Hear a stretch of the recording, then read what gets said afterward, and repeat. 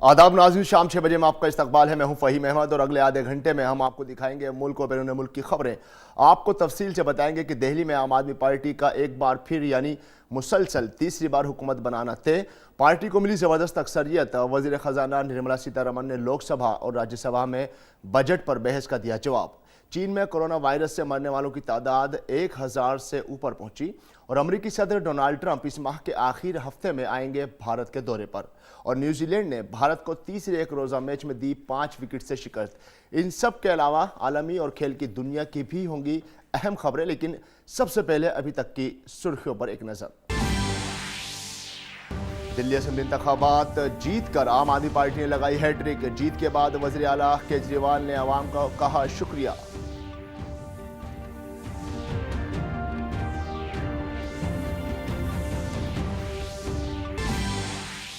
लोकसभा में बजट पर हुई बहस का वज़ीर ख़जाना ने दिया जवाब। कहा बजट से सरमायाकारी और तरक्की में होगा इजाफा।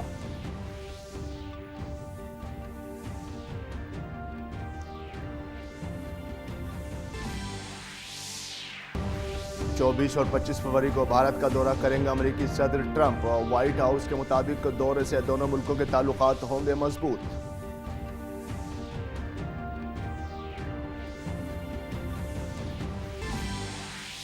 यूएई में मुकीम भारतीय शख्स हुआ कोरोना वायरस का शिकार। जापानी क्रूज जहाज पर सवार 138 भारतीय टोक्यो में वाक़ भारतीय सफारत खाने के राब्ता में चीन में 1000 से ज्यादा मौत।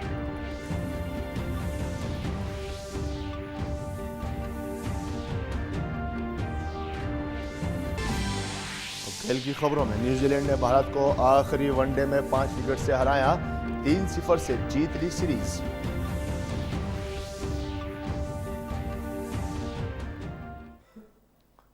और सबसे पहले बात दिल्ली के इलेक्शंस के नताइज की। दिल्ली में आम आदमी पार्टी का एक बार फिर यानी मुसलसल तीसरी बार हुकूमत बनाना तय हो गया है। पार्टी ज़बरदस्त अक्सरियत हासिल करने जा रही है। वज़ीर आला अरविंद केजरीवाल को हर तरफ से मुबारकबाद के पैगाम आने शुरू हो गए हैं। मगरबी बंगाल की वज़ीर आला ममता बनर्जी ने भी उन्हें मुबारकबाद दी है। इस दरमियान दिल्ली के लेफ्टिनेंट गवर्नर अनिल बैजल ने दिल्ली असेंबली तहलील कर दी है। अब हतमी नताइज आने के बाद दिल्ली में 7वें कानून साज असेंबली की तश्कील के लिए नया हुक्मनामा जारी किया जाएगा। आम आदमी पार्टी को एकतरफा तौर पर 63 सीटें मिलती नजर आ रही हैं। बहरहाल 2015 में उसे 67 सीटें मिली थी और इस हिसाब से उसे नुकसान हुआ है, जबकि 2015 में 3 सीटों पर सिमटने वाली बीजेपी को 7 सीटें मिलती नजर आ रही हैं। कांग्रेस को कोई भी सीट मिलती नजर नहीं आ रही है। इन इंतखाबात में 70 असेंबली हलकों के लिए 672 उम्मीदवार अपनी किस्मत आजमा रहे हैं। अफसरान के मुताबिक रायशुमारी के लिए 33 मुशाहिदीन मुकर्रर किए गए थे।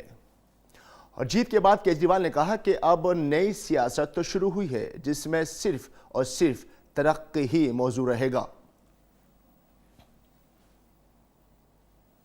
दिल्ली के लोगों ने आज देश में एक नई किस्म की राजनीति को जन्म दिया है, एक नई राजनीति को जन्म दिया है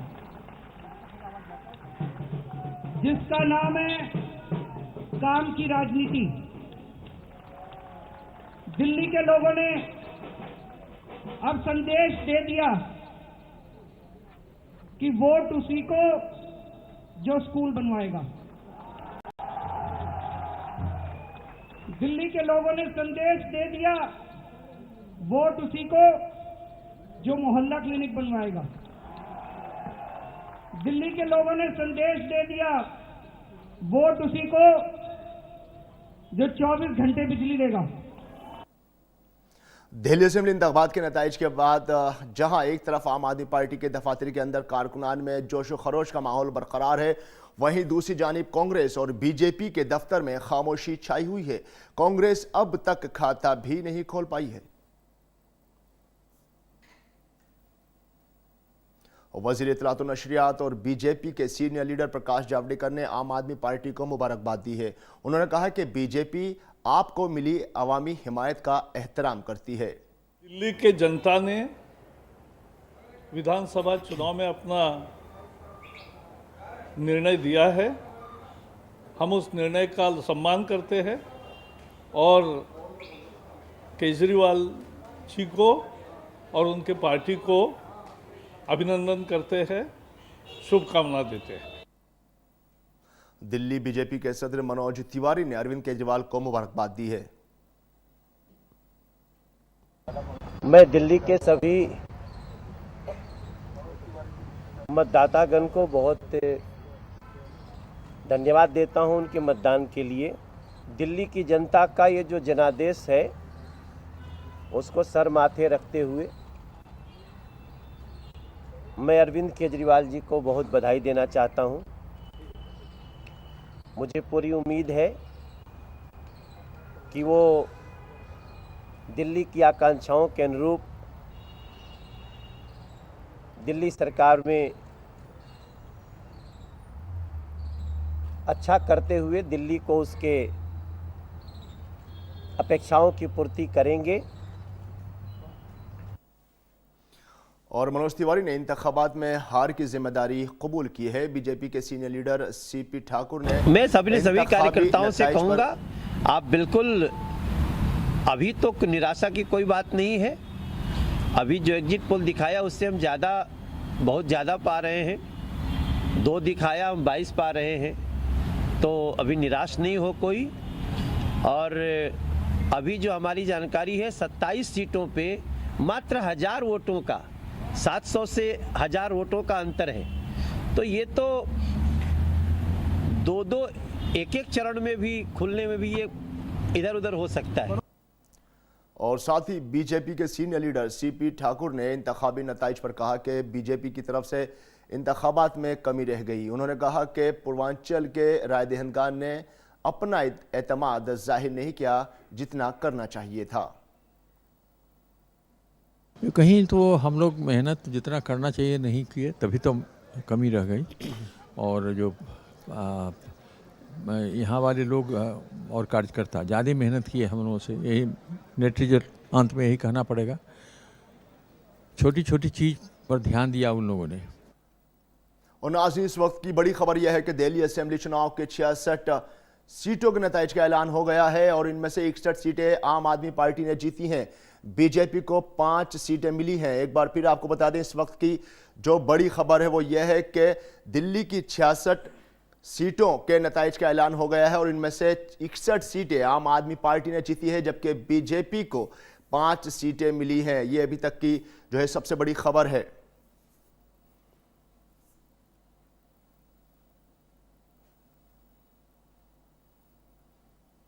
और दिल्ली असेंबली इंतखाबात में बीजेपी ने अपनी छवि बेहतर की है, लेकिन कांग्रेस जो की त्यों बरकरार है।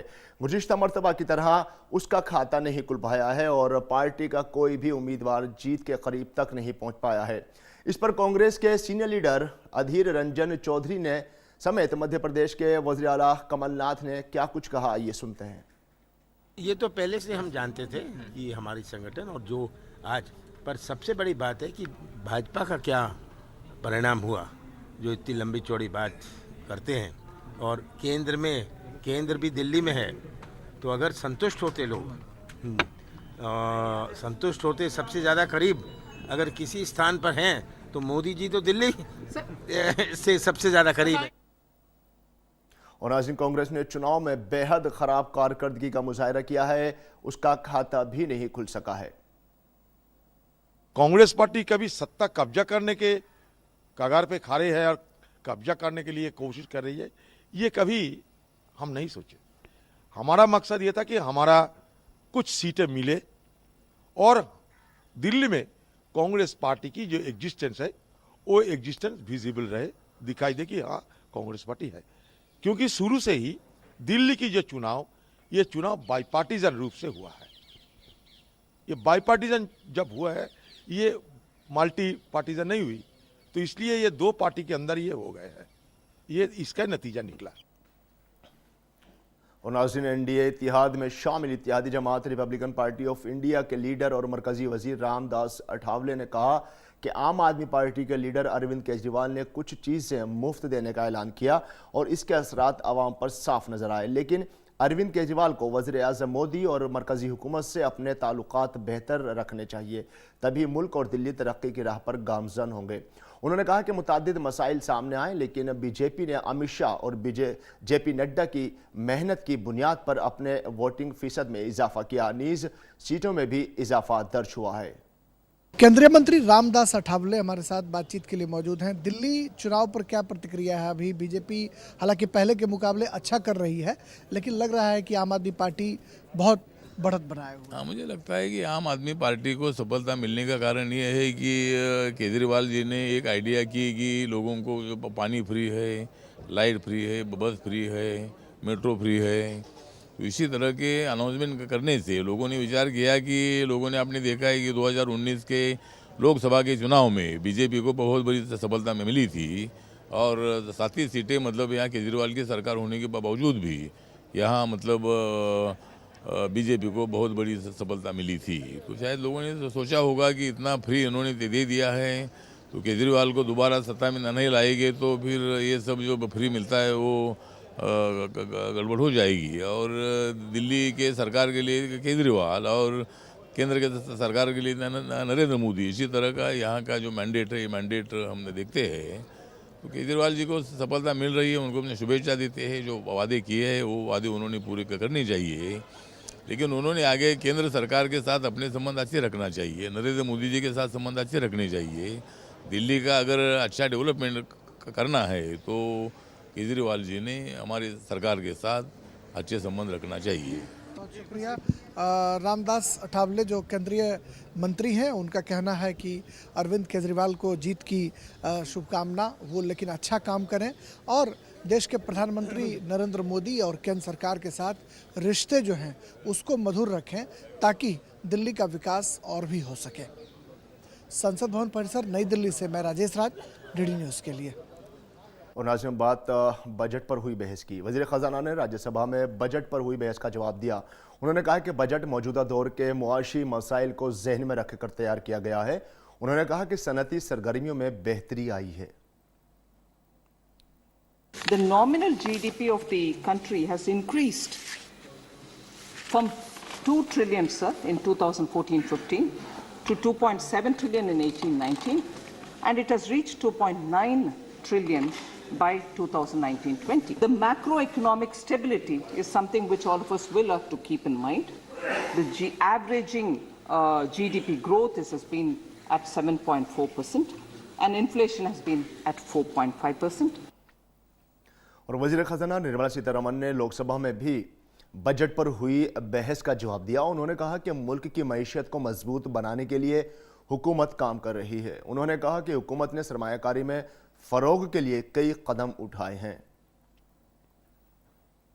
In 2014-15, sir, our economy was about 2 trillion, and by 18-19, it has reached 2.7 trillion in its size, and by 19-20, we have reached 2.9 trillion, and that is the rate at which the economy is growing. साथ ही वज़ीर ख़ज़ाना ने मईशत में बेहतरी के इशारों पर बात की। Global sentiment is in favor of India. Foreign investors continue to show confidence in India, and that is why the country has attracted a net FDI of $24.4 billion in April to November of 2019-20. And the second, the announcement of the National Infrastructure Pipeline may further increase the flow of FDI into the country. Third indicator of green shoots, industrial activity is on a rebound. So the fourth, PMI manufacturing, which is the Purchase Managers Index, that is steadily improving. The fifth, sir, forex reserves, foreign exchange reserves, have built up from $413 billion by end of March 2019 to $466.69 billion as of 24th January 2020. Sixth indicator, sir, the gross GST revenue collection is steadily but only improving. Issue 7, sir, reinstating the positive confidence in the Indian economy, the secondary markets continued to be upbeat,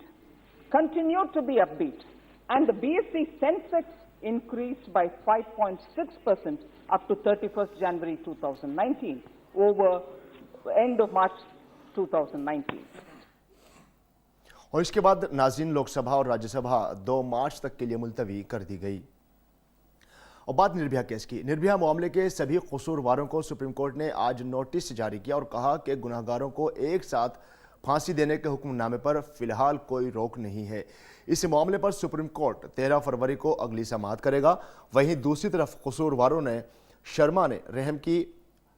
Vinay Sharma ने रहम की अर्जी को मुस्तरद करने के फैसले को supreme court में चैलेंज किया है और उसने अर्जी में सजाए मौत को उम्र कैद में तब्दील करने की गुजारिश की है। सदर जमहूरिया रामनाथ कोविंद ने विनय की रहम की अर्जी मुस्तरद कर दी थी।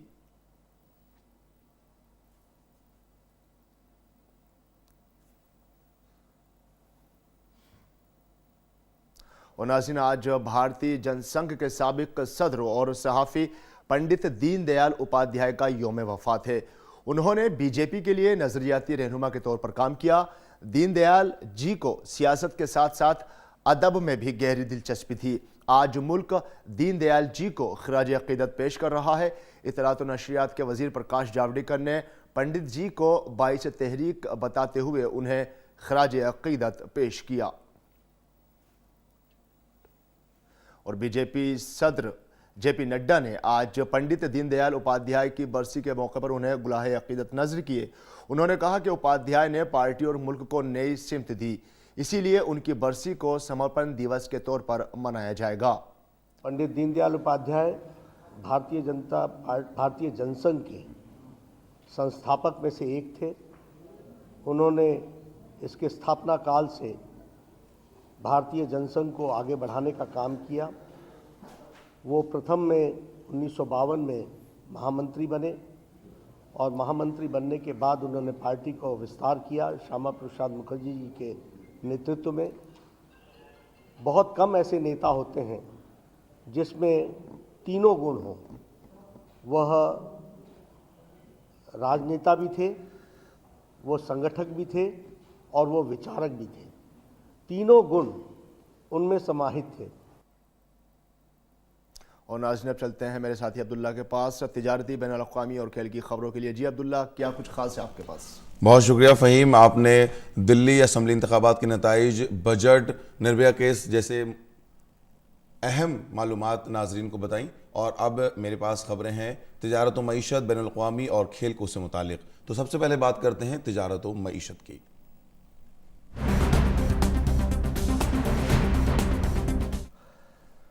ज़राअत में काम आने वाली जरासीम कश कीमिया तैयार करने वाली एक कंपनी का मुनाफा रवा माली साल की तीसरी सहमाही में सालाना बुनियाद पर 59% से कम होकर 9 करोड़ पर आ गया है। हालांकि इस दौरान कंपनी के ऑपरेशन से हासिल होने वाले महसूलात 21.8% से बढ़कर 263 करोड़ रुपए पर पहुंच गया।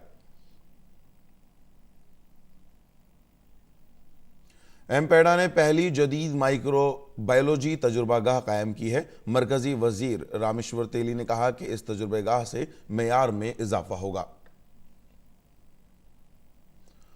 जम्मू कश्मीर हुकूमत जल्द ही बागबानी की पॉलिसी का ऐलान करेगी। इसका मकसद बाजार के चैलेंजों से निपटना और पैदावार में इजाफा करना है। ये पॉलिसी आबो हवा में तब्दीली के असरात को जहन में रखकर तैयार की जाएगी। जम्मू कश्मीर में ज़रई पैदावार और बागबानी महकमे के सेक्रेटरी ने श्रीनगर में बताया कि इस पॉलिसी से जम्मू कश्मीर में बागबानी से हासिल महसूलात में इजाफा होगा। और अब बात आलमी खबरों की।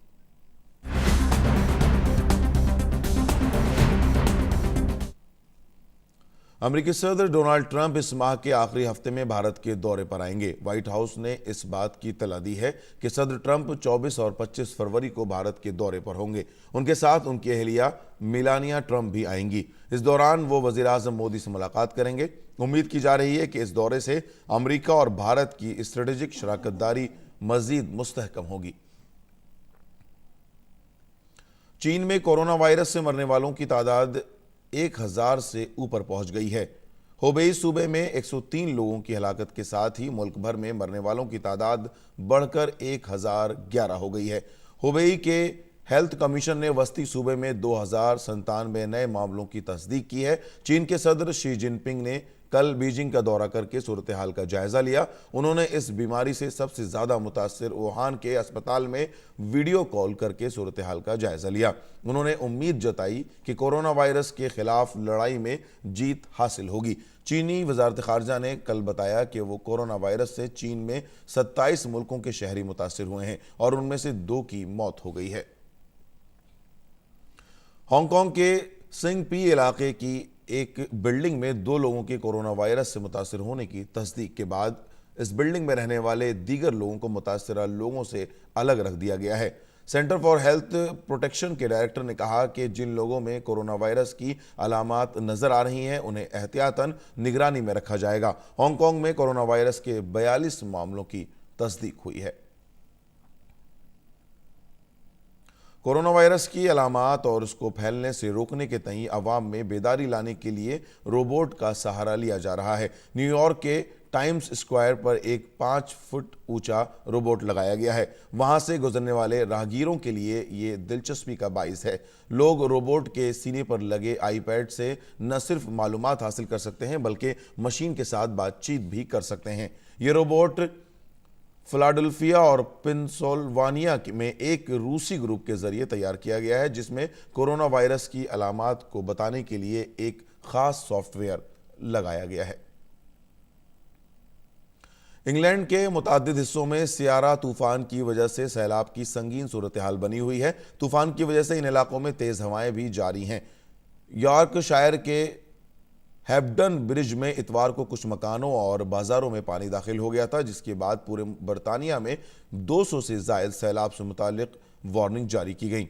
सियारा तूफान से 90 मील फी घंटे की रफ्तार से हवाएं चलने के साथ साथ मूसलाधार बारिश भी हुई, जिससे सबसे ज्यादा शिमाल मगरबी यूरोप मुतासर हुआ है। और अब खबरें खेल के मैदान से।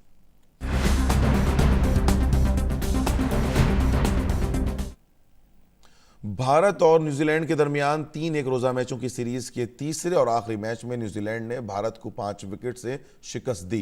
न्यूजीलैंड ने टॉस जीतकर पहले गेंदबाजी का फैसला किया। भारत ने मुकर्ररा ओवर में 7 विकेट पर 296 रन बनाए। जवाब में न्यूजीलैंड ने 5 विकेट पर 300 रन बनाकर यह मैच जीत लिया। न्यूजीलैंड पहले ही 2 मैच जीतकर सीरीज में 2-0 की सबकत ले चुका था। इस तरह इसने यह सीरीज 3-0 से जीत ली। भारतीय बल्लेबाज केएल राहुल का मैदान पर शानदार मुजाहरा जारी है। न्यूजीलैंड के खिलाफ 5 मैचों की टी20 सीरीज में सबसे ज्यादा 224 रन बनाने के बाद केएल राहुल ने तीसरे वनडे में भी बेहतरीन सेंचुरी लगाकर टीम का स्कोर मजबूत किया। यह उनके करियर की चौथी सेंचुरी है। कुछ और दिलचस्प अहम खबरों के लिए वापस चलते हैं साथ ही फहीम के पास। जी शुक्रिया अब्दुल्ला। और नाज़रीन, अब कुछ अहम और दिलचस्प खबरें।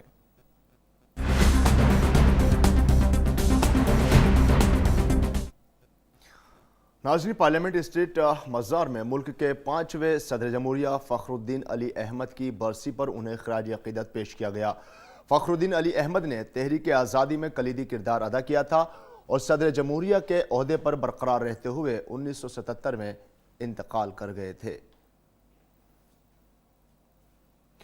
मजहबी रवादारी के ताने बाने पर इस वक्त चोट पहुंचती है जब समाज में दरार की खबरें आती हैं, लेकिन इस फ़िरक़ावाराना हम आहंगी में मजबूती बख्शने वाले लोगों की कहानियाँ दिल को सुकून पहुंचाती है।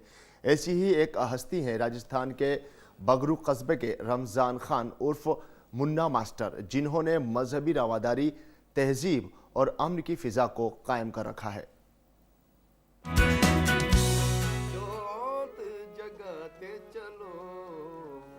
सेवा की गंगा बहाते चलो, गो सेवा की गंगा। आइए आपको मिलवाते हैं मजहबी रवादारी, तहजीब और अमन के एक पैगंबर, जयपुर के नजदीक बगरू कस्बे में गो सेवा करने वाले मारूफ भजन गुलकार रमजान खान उर्फ मुन्ना मास्टर से। विपदा हरो प्रभु विनती करूं मैं, ये वेद न मन की तुमको सुनाए सुना।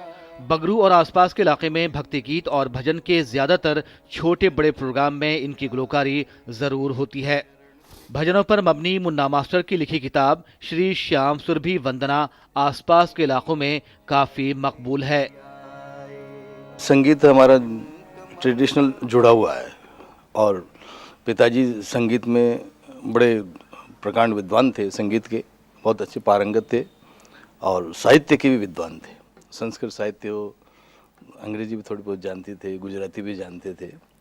तो मैं उनके साथ बचपन से, जब मैं 5-6 साल का था तब से मुझे उंगली पकड़ के मंदिर ले जाया करते थे, तो ये गाना संगीत तो मुझे वैसे ही याद हो गया था। हुकूमत हिंद की जानिब से हाल ही में ऐलान किए गए पद्मश्री एजाज के लिए मुंतखब हस्तियों में जब मारूफ भजन गुलकार मुन्ना मास्टर का नाम आया तो पूरे कस्बे में खुशी की लहर दौड़ गई।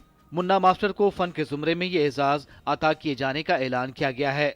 गुज़श्ता 15 बरसों से बगरू में मौजूद श्री रामदेव गौशाला में गायों की बाकायदगी से खिदमत करने वाले मुन्ना मास्टर को उनके गुरु ने गौ सेवा की नसीहत दी थी। मुन्ना मास्टर को उनकी फूफी ने भजन गाना सिखाया। रफ्ता रफ्ता भजन गाना उन्हें अच्छा लगने लगा और वो मंदिरों में भजन गाने लगे।